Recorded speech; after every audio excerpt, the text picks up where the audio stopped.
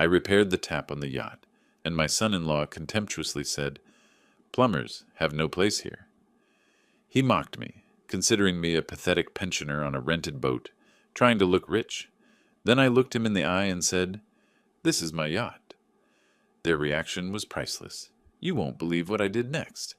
Before we continue, please subscribe to the channel and let us know where you are listening in the comments. The brass fittings caught the afternoon sun like scattered coins across the yacht's pristine deck. I stood near the railing of the Serenity, hands clasped behind my back, watching my family approach the gangway.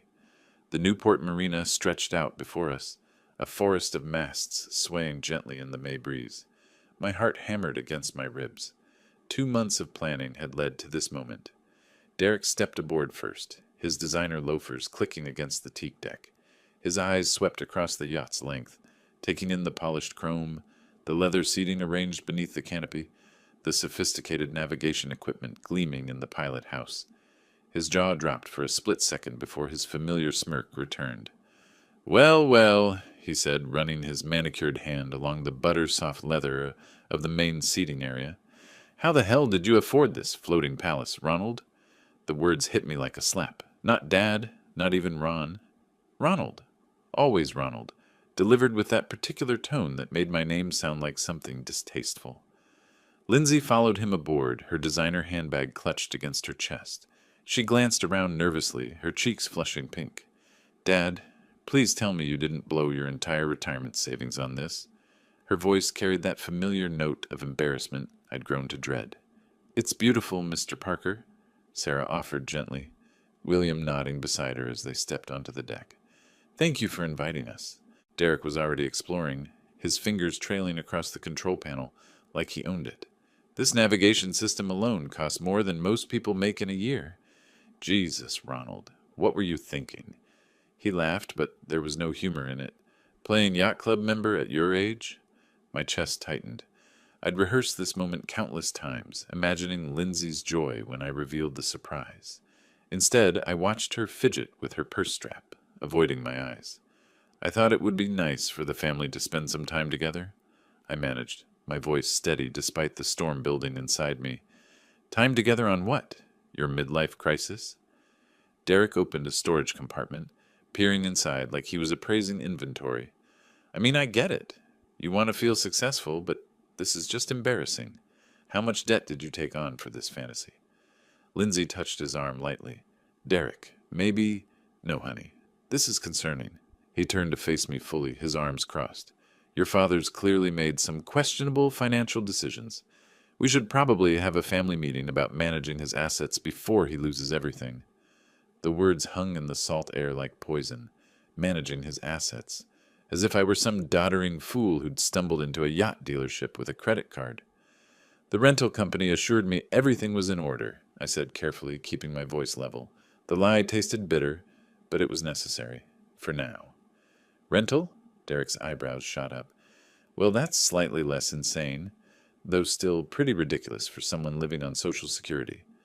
My hands clenched behind my back. Social Security. I'd built 3 companies from nothing, sold them for figures he couldn't comprehend, invested wisely for decades. But I wore khakis and polo shirts, drove a modest sedan, lived in my same small house. To Derek, that made me poor. "Why don't you all explore below deck?" I suggested, needing space to breathe. "I'll prepare some refreshments." "Come on, babe," Derek said to Lindsay, already heading toward the cabin entrance.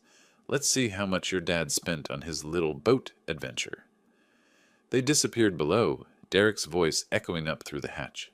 "Look at this marble countertop. Unbelievable. Your dad's completely lost it." Lindsay's nervous laughter followed. William approached me quietly. "It really is magnificent, Ronald. The craftsmanship is exceptional." I nodded, grateful for his kindness, but barely hearing him. From below deck came the sound of Derek opening and closing cabinets, his voice a constant commentary of disbelief and derision. Each word felt like a needle under my skin. Sarah joined her husband in exploring while I remained on deck, gripping the brass railing until my knuckles went white.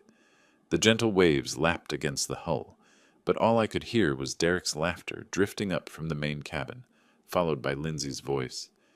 "He must have spent a fortune on this rental. It's so unlike him. Unlike him. My own daughter, discussing me like I was a stranger who'd suddenly developed delusions of grandeur. The sun felt too bright, the breeze too cold. I stared out at the harbor, watching other families enjoying their boats, and wondered if this had been a terrible mistake. But no, I'd planned this perfectly. They just didn't understand yet. More laughter from below deck, and my jaw tightened like a vice. The brass compass mounted near the pilot house caught my eye, its polished surface reflecting the afternoon light. I reached out and touched it gently, remembering another day, another moment when I'd touched this same compass and felt nothing but pure joy. 2 months ago, March 22nd, I stood in the showroom at Maritime Luxury Yachts, wearing my best navy suit, the one I'd kept for special occasions. The salesman, a polished young man named Trevor, guided me through the specifications of the Serenity for the 3rd time that week. The master cabin features a queen bed and full bathroom, Trevor explained, his voice professional but warm. The guest cabin has twin bunks that convert to a double, perfect for family trips. I nodded, imagining Derek and Lindsay's faces when they discovered their own private quarters.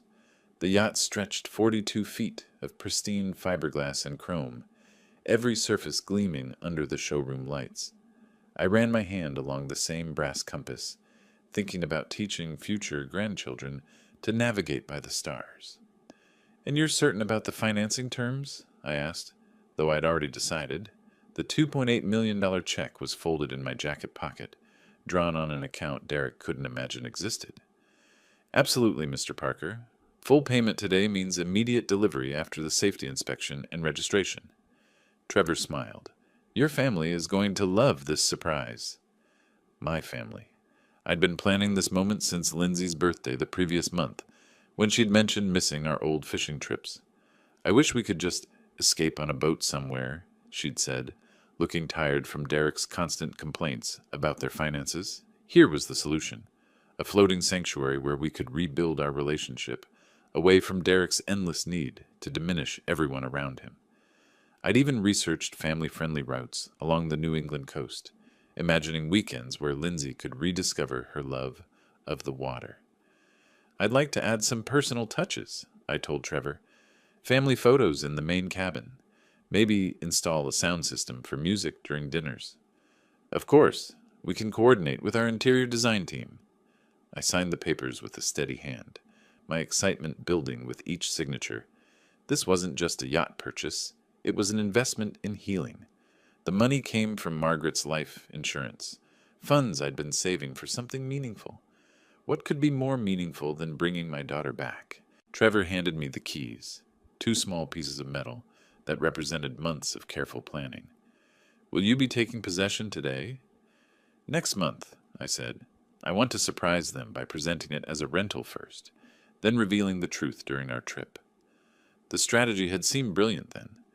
Let them enjoy the yacht without the pressure of knowing its true cost, then reveal the gift when they were already in love with it. I'd imagined Lindsay's tears of joy, her gratitude, maybe even Derek's grudging respect. Standing there in the showroom, holding those keys, I'd felt more hopeful than I had in years. My modest lifestyle had served its purpose. Everyone underestimated my resources. The surprise would be complete. "Your daughter is going to be so proud," Trevor had said, shaking my hand. "Proud." Yes, I'd imagined that too. Present moment. I opened my eyes, the memory dissolving like morning mist. The harbor stretched before me, unchanged, but everything felt different now. Below deck I could still hear Derek's voice, though the words were muffled by distance and deck planking. Footsteps approached on the teak deck behind me. I straightened my shoulders, feeling something shift inside my chest. The hope that had carried me through 2 months of planning was crystallizing into something harder, colder. The generous father who'd signed those papers in March was learning a valuable lesson about the nature of gratitude. I turned as my family emerged from below deck, Derek's face flushed with what I now recognized as contemptuous amusement. The brass compass caught the light again, but this time it reminded me of something else entirely. Navigation required knowing exactly where you stood before plotting your course. "Ronald, this is absolutely magnificent." William's voice carried genuine appreciation as he emerged from the yacht's stairway, his weathered businessman's hands trailing along the polished handrail. "The craftsmanship is extraordinary. You've chosen something truly special." His words felt like cool water on a burn. I straightened slightly, releasing my death grip on the brass railing. Sarah followed behind him, her silver hair catching the afternoon light, eyes bright with sincere admiration. "The woodwork below is stunning," she added, settling her light cardigan around her shoulders. "That mahogany dining table, it's museum quality." Derek snorted, stepping up behind his parents with Lindsay close beside him. "Yeah, well, when you're spending someone else's money on a rental, might as well go big, right?" He gestured expansively at the yacht's gleaming surfaces. "Dad probably spent more on this weekend than Ronald makes in 6 months." The comparison hit like a physical blow. William stiffened almost imperceptibly, while Sarah's smile faltered for just a moment.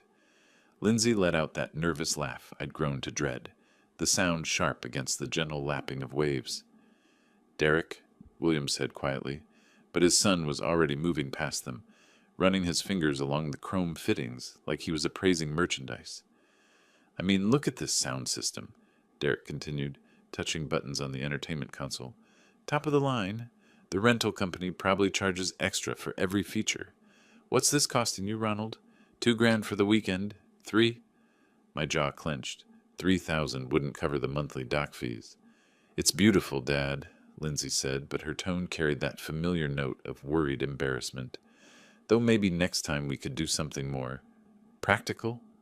More practical, like miniature golf or a chain restaurant, something appropriately modest for her father's presumed circumstances." "Should we head below for lunch?" I managed, my voice steady despite the storm building inside my chest. "I've prepared some refreshments."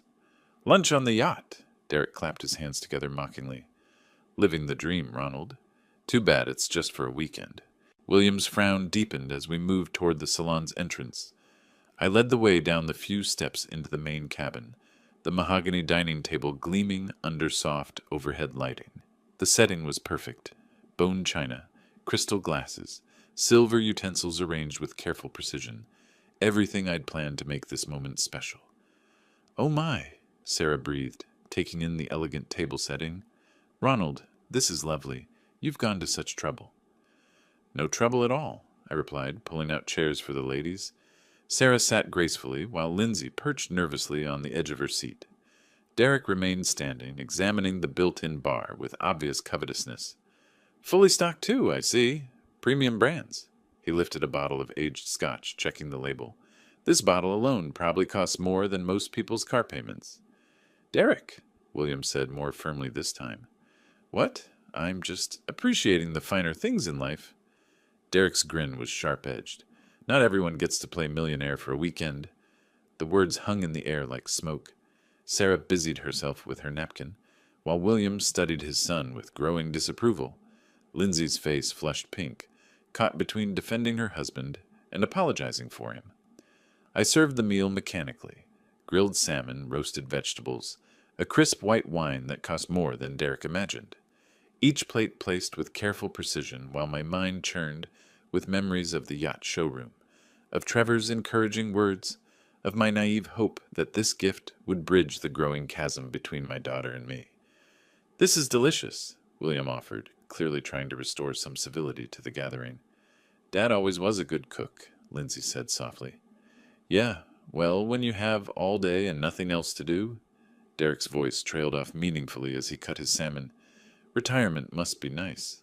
No responsibilities, no pressure to provide for anyone." The fork trembled slightly in my hand. No pressure to provide. I'd provided for 3 decades, built companies from nothing, created wealth beyond his comprehension. Now I was offering my greatest treasure, this floating sanctuary purchased with my beloved Margaret's memory, and receiving nothing but contempt in return. "Derek," William's voice carried a warning now. Perhaps what, Dad?" Derek looked up from his plate, eyes bright with challenge. "I'm just making conversation. Isn't that what family dinners are about?" The silence stretched taut as a piano wire. Sarah reached for her wineglass with slightly shaking fingers. Lindsay stared at her food like it might provide escape. William's jaw worked silently, a father watching his son reveal himself as someone he didn't recognize. and I sat at the head of my $2.8 million table, serving my ungrateful family a meal they'd never appreciate, feeling something cold and calculating crystallize in my chest where warmth used to live. Derek raised his glass in a mock toast. To family adventures we can't afford. The clink of Derek's glass against the table marked the end of civilized pretense. William set down his fork with deliberate precision, the sound sharp in the sudden quiet. Sarah's hand trembled as she reached for her water glass. "That's enough." My voice cut through the tension like a blade through silk. "You will stop this behavior immediately." Derek's eyebrows shot up in theatrical surprise. "Behavior? I'm just being honest about the situation. Someone in this family should acknowledge reality." "The reality," I said, each word measured and controlled, "is that you're a guest on this yacht. You will show appropriate respect or you will leave." Lindsay's intake of breath was audible. She'd never heard me speak to Derek with such firmness. Neither had Derek, judging by the way his smirk faltered for a fraction of a second before returning full force. "Guest?" Derek laughed, but it sounded forced now. "Come on, Ronald. We're family. I can't express concern about your financial decisions?" "Your concern?" I replied, setting my own utensils down with careful precision. "Sounds remarkably like mockery."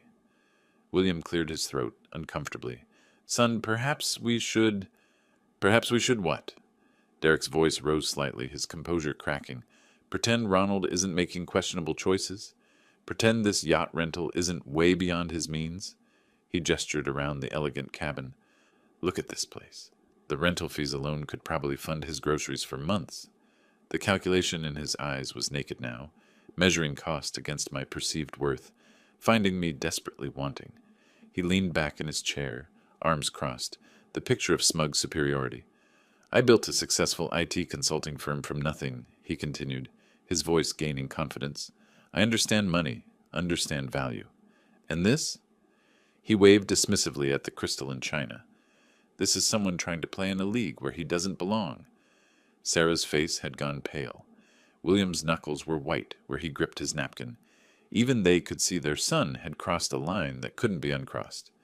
But Lindsay, my own daughter, nodded slightly. A tiny motion, barely perceptible, but I caught it. She agreed with him. After everything I'd sacrificed, everything I'd given, she saw me through his eyes. A pathetic old man pretending to wealth he didn't possess. The betrayal hit harder than any of Derek's insults. "I think," I said, my voice deadly quiet, "you should excuse yourself from this table." Derek's laugh was sharp as breaking glass. "Excuse myself? From a rented yacht?" He stood abruptly, his chair scraping against the floor. "Maybe I will. Suddenly the air feels a bit stifling in here." He moved toward the stairs leading to the deck, pausing at the threshold. "Don't worry about cleaning up, Ronald. I'm sure the rental company has people for that. Wouldn't want you to strain yourself." His footsteps echoed on the deck above us, deliberately heavy, claiming space that wasn't his to claim. The salon fell silent except for the gentle creaking of the yacht against its moorings. William spoke first, his voice thick with embarrassment. "Ronald, I apologize.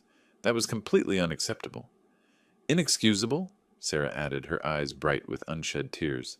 "I don't know what's gotten into him." Lindsay said nothing, staring at her untouched salmon, like it held the secrets of the universe. When she finally looked up, her eyes were defensive. "He's just protective of family finances," she said quietly. "We've been talking about buying a house, and money is tight, and seeing this—" She gestured helplessly around the cabin. "It's hard to understand the priorities." The priorities. My priority had been creating a memory, a gift, a bridge back to the daughter I was losing. Her priority was maintaining her husband's comfortable illusions about his superiority. I stood slowly, gathering plates with steady hands despite the earthquake happening inside my chest.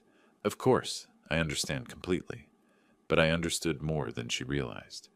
I understood that my generous father's heart had been naive, that love wasn't enough to overcome contempt, that respect couldn't be bought with gifts.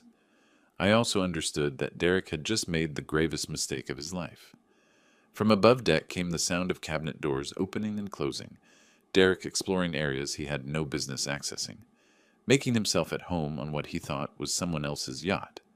The irony would have been amusing if it hadn't been so infuriating. "I'll just tidy up," I said, stacking plates with mechanical precision. "Why don't you all enjoy the afternoon air on deck?" As they filed out, leaving me alone with the ruins of my carefully planned meal, I allowed myself one moment of pure crystalline rage. Then I began to plan. Derek wanted to play games with someone he thought was beneath him. He was about to discover just how wrong he could be. The sound of Derek's footsteps retreated across the deck above us, each step deliberate and heavy with wounded pride. I continued stacking plates with mechanical precision, but my mind was racing. That look in his eyes when he'd stood from the table, I'd seen it before in boardrooms, when lesser men realized they'd been outmaneuvered. "I should probably check on him," Lindsay said softly, half rising from her chair. "Let him cool off," William advised, his voice carrying the weight of paternal disappointment. "He needs time to think about his behavior." Sarah reached across the table to touch my hand. "Ronald, I'm so sorry. I don't know what's gotten into him lately." But I knew. Derek couldn't tolerate being corrected, especially in front of his parents. Men like him didn't accept boundaries. They tested them, pushed against them, found ways around them. Above deck, his footsteps had stopped. Then came the soft sound of a door opening and closing. The guest had, probably, or perhaps he was exploring areas he had no business being in.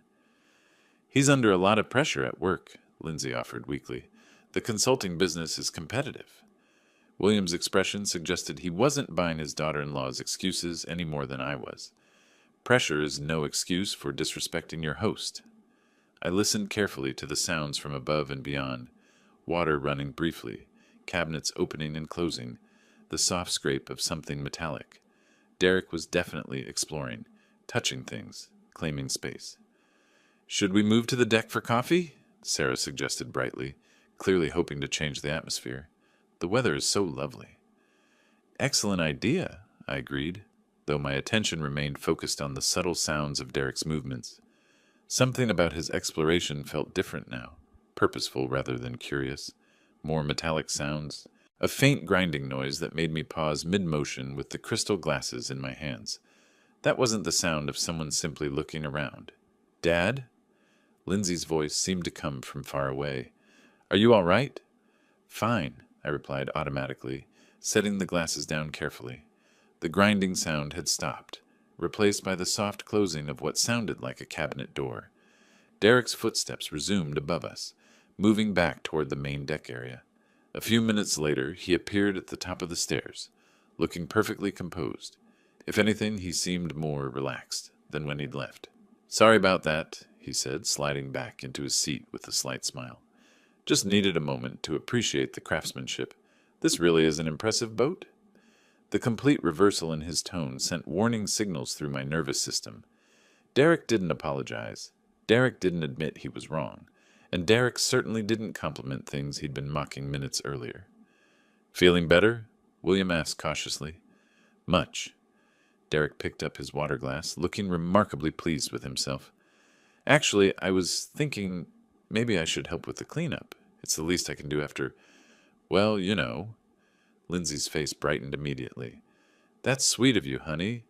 But I was studying Derek's expression, noting the way his eyes avoided mine, the slight upturn at the corner of his mouth that suggested private satisfaction rather than genuine remorse.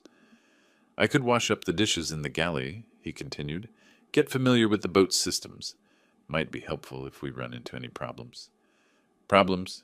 The word hung in the air like smoke from a distant fire. "That's very thoughtful," Sarah said warmly. Very thoughtful indeed. Derek offering to help with household chores was about as likely as snow in August. But there he sat, the picture of reformed behavior, practically radiating false humility. I stood slowly, every instinct screaming that something was wrong. "Why don't we all move to the deck first? The dishes can wait." "Oh, come on, Ronald." Derek's smile was bright as polished chrome. "Let me make up for being such an ass earlier, I insist." He was already moving toward the galley area, and I found myself following, drawn by a horrible certainty that I was about to discover exactly what those metallic sounds had been. "See?" Derek called cheerfully from the galley, his voice carrying that false brightness I was beginning to recognize as his tell. "Everything's perfectly—" "Oh!" The word dropped like a stone into still water.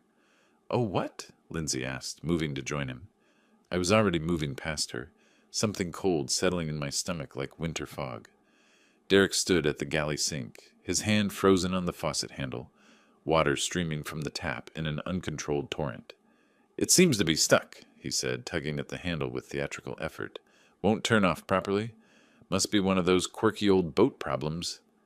But I was looking at the base of the faucet, where the chrome finish showed fresh scratches, deep gouges that hadn't been there this morning when I'd prepared coffee, scratches that could only come from someone using excessive force, or the wrong tool. "Let me take a look," I said quietly, moving Derek aside. The handle moved stiffly under my grip, the internal mechanism grinding in a way that spoke of damaged parts. This wasn't wear and tear. This wasn't even aggressive use. This was deliberate destruction disguised as an accident. "Probably just needs some WD-40, Derek suggested helpfully. "These marine fixtures take a beating." I knelt to examine the base more closely, running my fingers along the gouged chrome. The scratches formed a pattern consistent with plier marks. Someone had gripped the faucet with considerable force, twisting until something gave way inside. "Dad, can you fix it?"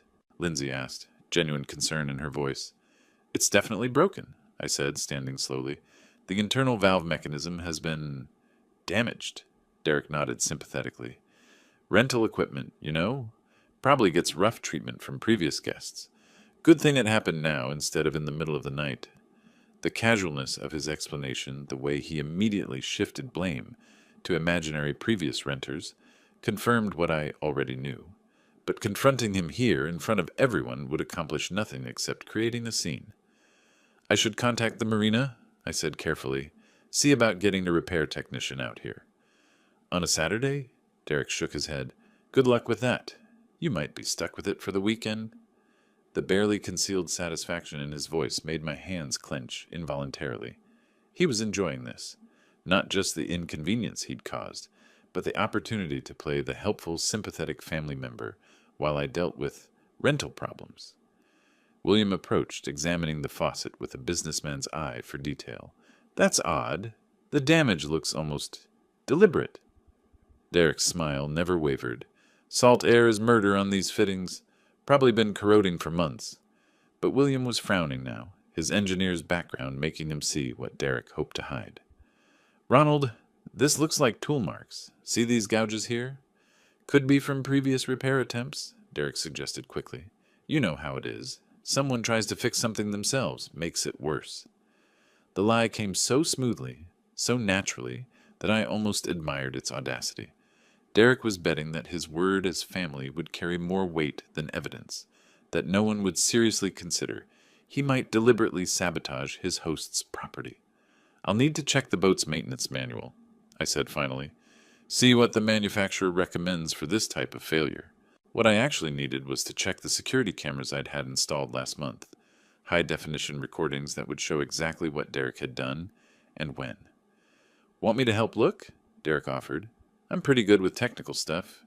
"No need," I replied, forcing a smile. "I know where everything is." He shrugged, the picture of disappointed helpfulness. "Whatever you think is best. Just trying to pitch in."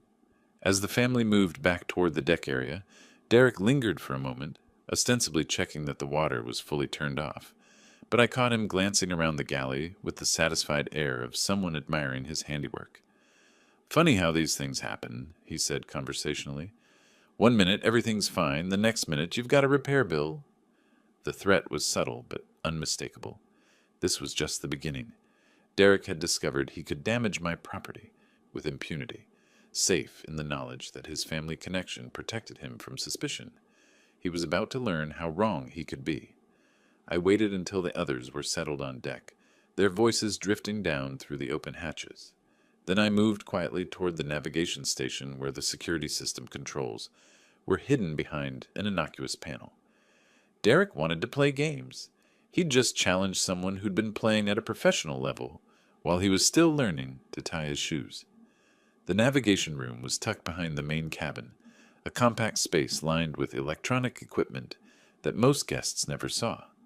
I slipped inside quietly, closing the door behind me with a soft click. The multiple monitors came to life at the touch of a button, their screens flooding the small space with blue-white light. 8 camera feeds displayed the yacht's interior and deck areas in crisp, high definition. I'd had the system installed last month after reading about yacht thefts in the marina, a precaution that was about to pay dividends in ways I'd never imagined. My fingers moved across the control panel with practiced efficiency, scrolling back to 3:50 p.m. The timestamp in the corner read 15:50:23 when Derek first appeared on camera 3, the one covering the guest head and galley area. There he was, stepping into frame with that same casual confidence he'd displayed all afternoon. At first, his movements were perfectly normal, opening cabinet doors, examining the yacht's amenities, with the entitled curiosity of someone who believed everything belonged to him. Then he approached the faucet. I leaned closer to the monitor, watching Derek test the handle with gentle pressure.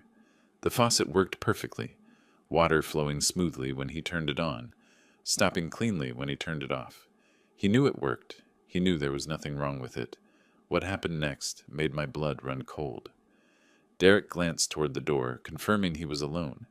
Then he gripped the faucet handle with both hands and twisted, not the gentle turn of normal use, but a violent wrenching motion that made the camera shake slightly from the transmitted vibration.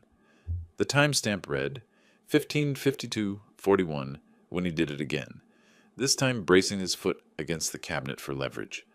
I could see his face clearly now, the concentration as he applied maximum force, the slight smile of satisfaction when something gave way inside the mechanism. He tested his handiwork, watching water stream uncontrollably from the broken fixture. Perfect. Exactly the kind of accident that would embarrass his host and prove his point about inferior rental equipment. But Derek wasn't finished. Camera 4 caught him opening drawers, searching until he found a dish towel to wipe away any metal shavings from his forced entry. He even ran his finger along the base of the faucet, checking for evidence of his sabotage. The methodical cleanup told me everything I needed to know about Derek's character. This wasn't an impulsive act. It was calculated vandalism designed to humiliate me in front of my family. At 15:54:12, he stepped back to admire his work, that satisfied smirk spreading across his face like oil on water. He'd found the perfect way to put the presumptuous old man in his place, to demonstrate that people like Ronald Parker couldn't really afford the finer things in life. I copied the relevant footage to a portable drive, my movements automatic, while my mind processed the full scope of Derek's betrayal. This wasn't just about a broken faucet, it was about respect, about boundaries, about the fundamental contract between guest and host. From the dining area came the sound of Derek's voice, artificially concerned. "I hope Ronald isn't having too much trouble with that boat problem. These old rentals can be tricky." Old rentals. He was already spinning the narrative, painting me as someone foolish enough to rent a yacht beyond his means, someone who should expect problems with equipment he couldn't afford to buy. The irony would have been amusing if it weren't so infuriating. I ejected the drive and slipped it into my pocket, the weight of it surprisingly substantial for something so small. Evidence, proof, the kind of documentation that turned accusations into facts. Derek's voice drifted down from above. Maybe I should go check on him, offer to help. The false concern in his tone made my jaw clench. He wanted to help, all right, help himself to a front row seat for my humiliation when I couldn't fix the problem he'd created. I powered down the monitors and stood in the darkness for a moment, listening to the gentle sound of water lapping against the hull. 40 years of business had taught me that evidence without strategy was worthless. Derek had given me the ammunition, but I needed to choose my moment carefully. The sound of footsteps above told me my time for planning was running short. I moved quietly to the yacht's tool locker, selecting a precision wrench set and pipe sealant from the well-organized compartments. My hands worked automatically, gathering what I needed while my mind churned through years of memories. The damaged faucet could be repaired. Marine-grade fixtures were built to withstand far worse than Derek's tantrum. But as I knelt beside the broken mechanism, images flooded back of all the times I'd fixed things for Derek and Lindsay, all the problems I'd solved with my checkbook and my patience, Lindsay's graduate school tuition, $40,000 over 2 years. I'd written those checks gladly, proud of my daughter's ambition to earn her MBA. Derek had been grateful then, or at least he'd performed gratitude convincingly. "You're incredible, Mr. Parker," he'd said, using the formal address that now seemed less like respect and more like distance. Their wedding, $25,000 contribution. The memory stung fresh as I worked the wrench around the faucet's base. I'd insisted on paying for the flowers, the photographer, the upgraded reception venue. Every father wants his daughter's wedding to be perfect. I told Margaret's picture that night, wishing she could have been there to see Lindsay in her dress. Down payment on their house, $60,000. That had been just 2 years ago when Derek's business was experiencing a temporary cash flow issue. He'd sat in my modest kitchen, explaining how a larger down payment would secure better financing terms. His humility had seemed genuine, his gratitude effusive. "This means everything to us, Ronald. I promise you'll never regret helping us build our future." The broken fixture came apart in my hands, revealing the deliberate damage Derek had inflicted. Twisted metal where smooth curves should be, forced threads that would never turn properly again.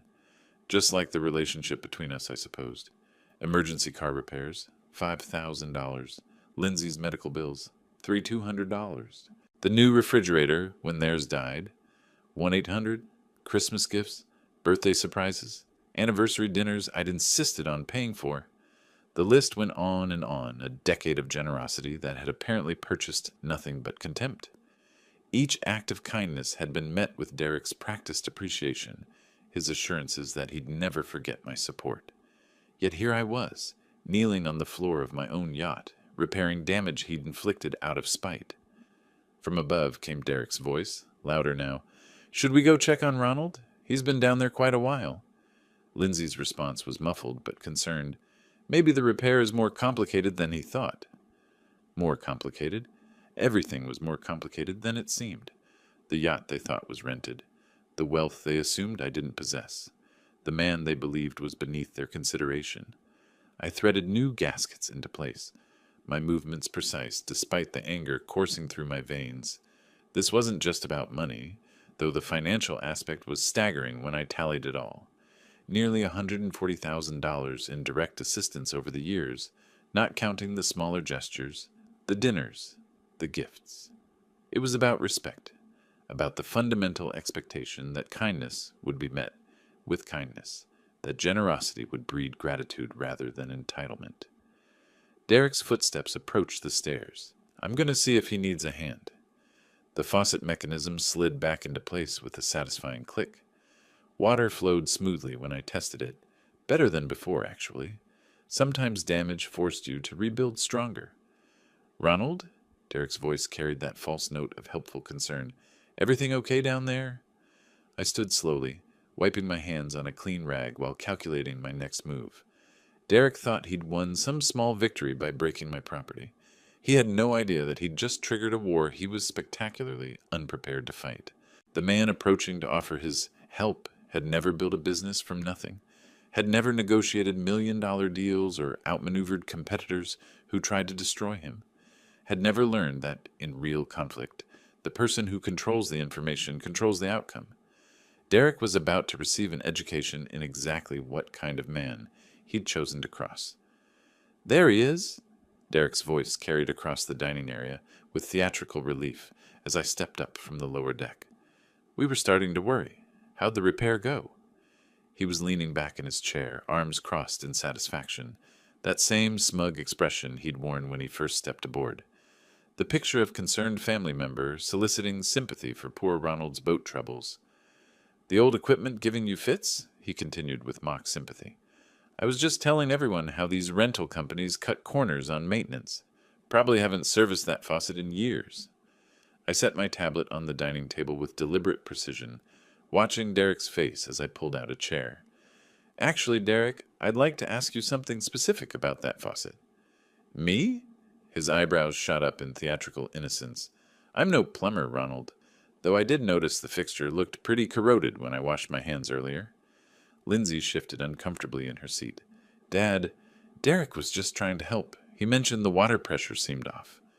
"Is that what he mentioned?" I kept my voice level, my eyes fixed on Derek's face.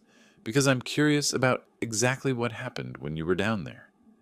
Derek's smile never wavered, but something flickered behind his eyes, A split second of calculation before the performance resumed. Like I said, just use the facilities. Noticed the faucet was acting up, but figured you'd want to handle it yourself. William cleared his throat uncomfortably. Ronald, perhaps we should focus on getting a repair technician.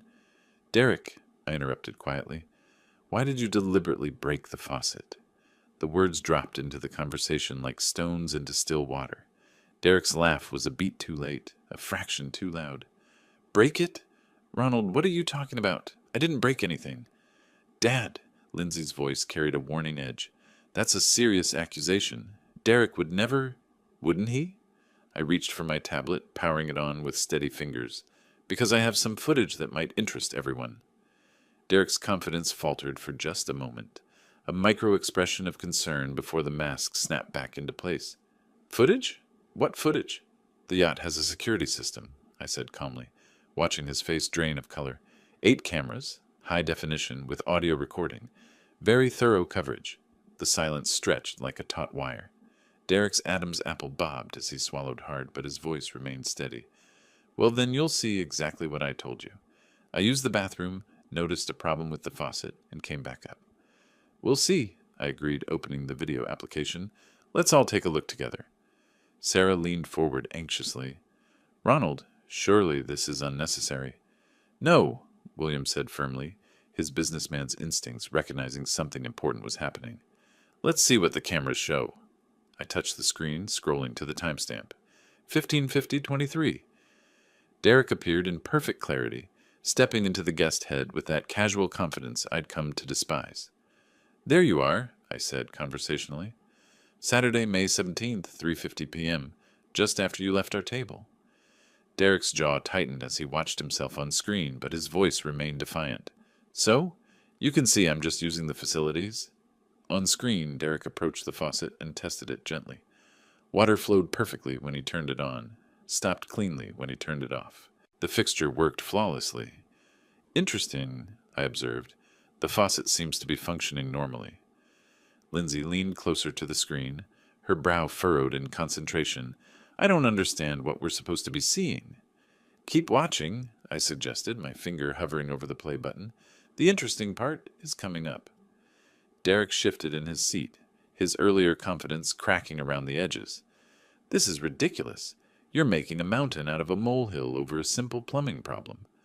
But his eyes never left the screen, and I could see the exact moment he remembered what was about to happen, what the cameras had captured, what his arrogance had made him forget in his moment of vindictive satisfaction. The timestamp here shows 15:52, I continued, my voice perfectly calm. Watch carefully. The video played in crystal clear detail, 8 cameras worth of evidence about to destroy Derek's comfortable world of lies and assumptions. On the tablet screen, Derek glanced toward the door, confirming he was alone. Then his whole demeanor changed. Gone was any pretense of normal use. This was deliberate, calculated destruction. Oh my God, Sarah whispered as we watched Derek grip the faucet handle with both hands and wrench it violently to the side. The audio was crystal clear. The grinding of metal under excessive force. The sharp crack when something gave way inside the mechanism. Derek's satisfied grunt as he felt the fixture break beneath his hands. Derek! William's voice cracked like a whip. What the hell are you doing? On screen, Derek wasn't finished. He braced his foot against the cabinet for leverage, applying even more force until the internal valve mechanism snapped completely. Water began streaming uncontrollably from the broken fixture. Lindsay's hand flew to her mouth. This can't be... But there was no denying what we were all seeing. Derek stepped back from his handiwork with unmistakable satisfaction, that same smug smile he'd worn when he returned to the table. He even ran his finger along the base of the faucet, checking for evidence of his sabotage. The timestamp shows 15:54, I said quietly. You spent 4 minutes deliberately destroying my property. Derek's face had gone chalk white. There's an explanation. I was trying to fix it when it... Fix what? William's voice was deadly quiet. The footage clearly shows it working perfectly before you touched it. On screen, Derek was wiping away metal shavings with a dish towel, methodically cleaning up evidence of his sabotage. His movements were careful, practiced, the actions of someone who knew exactly what he'd done and wanted to hide it. You even brought a towel to clean up, I observed. Very thorough. Lindsay was staring at the screen in shock. Derek, how could you? This is Dad's rental. He'll have to pay for damages. The irony of her words, protecting me from financial responsibility for damage to my own yacht, would have been amusing under different circumstances. Derek's confident mask had completely crumbled. It's not what it looks like. I was trying to help, and it broke, and I panicked. You panicked? William leaned forward, his voice heavy with disappointment. Son, we just watched you deliberately destroy someone else's property. There's no accident here, no misunderstanding. Sarah was dabbing at her eyes with her napkin. Ronald, I'm so ashamed. I don't know what to say. Derek made one last desperate attempt at defense. The faucet was obviously defective. I barely touched it, and it broke. These old boats have problems. Derek! I stopped the video and turned the tablet toward him. Would you like me to play it again? Perhaps in slow motion this time? We can count exactly how many times you wrenched the handle before it broke. The silence that followed was deafening. Derek stared at the frozen image on the screen, himself caught in the act of deliberate sabotage, his face showing clear satisfaction at the damage he'd caused. I think, William said slowly, his voice thick with disgust, we need to discuss this situation very seriously. Derek's last thread of bravado snapped. Fine. Yes, I broke the damn faucet. But can you blame me? Ronald's been acting like some kind of yacht club millionaire all day, throwing money around on rentals he can't afford, trying to make the rest of us feel small. The admission hung in the air like poison gas. Even Derek seemed shocked that he'd finally said it out loud. Lindsay was staring at her husband like she'd never seen him before. You did this on purpose? To hurt my father? To teach him a lesson about living within his means, Derek shot back, his true nature finally emerging without disguise, about not pretending to be something he's not. The perfect opening. I closed the tablet and smiled for the first time all day. Well, Derek, I said quietly, speaking of pretending to be something you're not, I think it's time we discussed exactly what you don't know about this situation. Derek's hands were shaking as he leaned forward in his chair, trying to salvage what remained of his dignity. Look, Ronald, maybe I got a little carried away, but it's just a minor repair on a rental boat. These things happen. Just a minor repair on a rental boat. The words hung in the air like the smell of sulfur after lightning strikes. You're absolutely right, I said quietly, watching his face carefully. This is about understanding what kind of person vandalizes someone else's property for sport. Vandalizes? Derek's voice cracked slightly. Come on, that's a strong word. I was frustrated. Maybe I used a little too much force, but let's keep this in perspective. We're talking about a weekend rental here. William shifted uncomfortably in his seat. Son, we all saw the video. There's no excuse for... Dad, please. Derek's mask was slipping further with each word. I made a mistake, okay? But Ronald's acting like I burned down his house. It's a rented yacht. The insurance will cover it. Rich guys like the owner probably write this stuff off as business expenses anyway. Rich guys like the owner. The irony was so perfect it felt scripted. You keep mentioning that this is a rental, I observed, picking up my tablet and setting it aside with deliberate care. You seem very concerned about the financial implications for the owner. Well, yeah. Derek straightened slightly, sensing an opportunity to regain moral high ground. I mean, you're obviously way over your budget here, Ronald. This whole yacht club fantasy, it's not sustainable. Someone like you trying to play millionaire for a weekend, it's just sad. Lindsay winced visibly. Derek, please don't. Someone like me? I repeated softly. Look, no offense, but let's be realistic. Derek was warming to his theme now, the familiar arrogance creeping back into his voice. You're a retired... what? Plumber? Carpenter? Living on Social Security, trying to impress us with boats you can't afford. It's embarrassing, Sarah gasped audibly. William's face had gone red with shame. But Derek wasn't finished. Guys like you don't belong on yachts like this. You belong in fishing boats. Maybe a pontoon if you save up. This? He gestured around the elegant cabin. This is for people who actually earned it.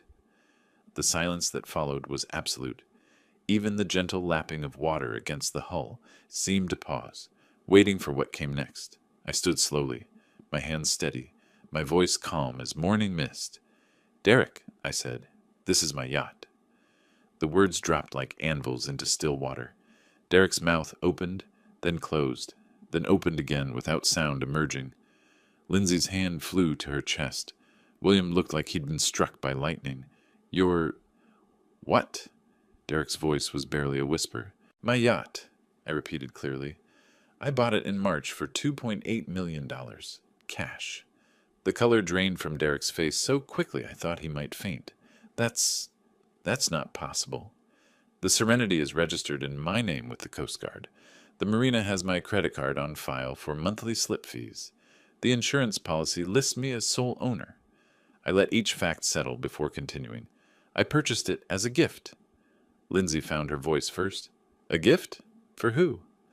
I looked directly at Derek, watching understanding dawn in his eyes like sunrise over a cemetery. "For you and your husband," I said simply. "I was planning to surprise you today. Present it as a rental first, then reveal that it was yours to keep." The sound Lindsay made was somewhere between a sob and a gasp. Derek had gone completely white, his mouth working soundlessly. $2.8 million, William said slowly, his voice thick with dawning horror. "You were going to give them a $2.8 million yacht?" "Plus another $140,000 in direct financial support over the years," I added conversationally. "Graduate school, wedding, house down payment, various emergencies. I kept careful records." Derek finally found his voice. We had no idea." "No," I agreed. "You had no idea that the plumber you've been mocking all afternoon was planning to give you a yacht worth more than most people's houses." The irony settled over the cabin like fog. Derek had spent the day sabotaging and mocking the very man who'd intended to make him a millionaire. "Ronald," Sarah whispered, tears starting in her eyes, "we're so sorry." But I was still looking at Derek, watching him process the full magnitude of what his arrogance had cost him. I corrected gently, "was planning to give you a yacht." Derek's face went through a spectrum of emotions: shock, disbelief, calculation, and finally, desperate panic, as the full implications hit him. "Wait," he said, lurching forward in his chair. "You said was planning. That doesn't mean... we can work this out, right? Now that I understand the situation?" "Now that you understand the situation," I repeated quietly. "What exactly do you understand?" "That I made a terrible mistake. I had no idea this was your yacht, Ronald.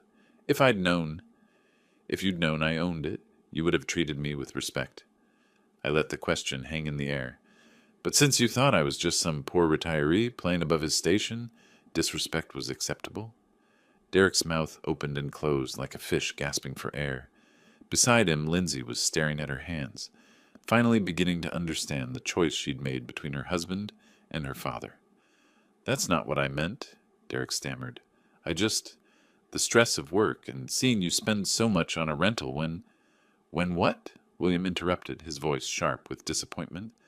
"When you decided your father-in-law needed to be taught a lesson about his place?"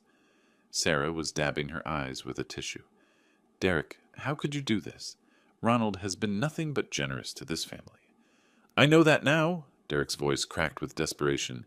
"But we can fix this, right? I'll pay for the faucet repair. Hell, I'll pay for a complete renovation of the galley. We can put this behind us." I walked to the yacht's large window, looking out at the peaceful harbor where other families were enjoying their boats, without sabotage or disrespect clouding their afternoons. "The faucet is already repaired," I said calmly. "Took about 20 minutes. Marine fixtures are built tough. They have to be to withstand the kind of deliberate abuse you inflicted." "Then what's the problem?" Derek's voice carried a note of desperate hope. "No harm, no foul, right?" I turned back to face him. "The problem, Derek, is that you revealed exactly who you are. When you thought I was vulnerable, when you believed I was beneath you, you chose cruelty. That's not a faucet problem. That's a character problem." Lindsay finally looked up from her hands. "Dad, I know Derek was wrong, but what, sweetheart?" I asked gently. "But I should overlook deliberate sabotage because he apologized after getting caught? But I should ignore years of subtle disrespect because he promises to do better now that he knows I have money?" She had no answer for that. None of them did. "The yacht remains mine," I continued. The gift offer is permanently withdrawn. Derek, I think it would be best if you and Lindsay gathered your things and left. You can't be serious, Derek protested. Over one stupid mistake? One stupid mistake? William's voice was incredulous. Son, you deliberately vandalized a man's property after he invited you aboard as a guest. You've spent the afternoon mocking and belittling him. Even now, you're more concerned about losing a gift you never knew existed than about the hurt you've caused. Derek looked around the table, seeking support that wasn't there. Even Lindsay couldn't meet his eyes. Fine, he said finally, standing abruptly. Come on, Lindsay, let's get out of here. Lindsay stood slowly, looking torn between following her husband and staying with her father. Dad, You made your choice clear today, I said softly. I hope it was worth it. As Derek and Lindsay gathered their belongings and headed toward the gangway, William approached me. Ronald, I can't begin to express how ashamed I am of my son's behavior. If you'd prefer us to leave as well? Absolutely not, I said firmly. You and Sarah have shown nothing but respect and grace. Please stay. Let's enjoy the rest of this beautiful afternoon as it was meant to be enjoyed. Through the window, I watched Derek and Lindsay walking down the dock toward the parking area, Derek gesticulating angrily while Lindsay walked in silence. They looked small against the backdrop of the harbor, diminished by their own choices. Sarah joined William and me at the window. Do you think they'll be all right? Derek will land on his feet, I said. Men like him always do. As for Lindsay, I sighed, she'll have to decide whether she wants to build a life with someone who destroys bridges out of spite. William poured 3 glasses of wine from the bottle we'd opened earlier. To character, he said simply. To character, Sarah and I echoed. As the sun moved lower toward the horizon, painting the water in shades of gold and amber, I felt something I hadn't experienced in years. Perfect peace. Justice had been served not through revenge, but through natural consequences. Derek had destroyed his own inheritance with his own hands, just as surely as he'd destroyed that faucet. The brass compass caught the afternoon light one more time, pointing true north as always. If you liked this story, please like this video, subscribe to the channel, and share your impressions of this story in the comments. To listen to the next story, click on the box on the left. Thank you for watching.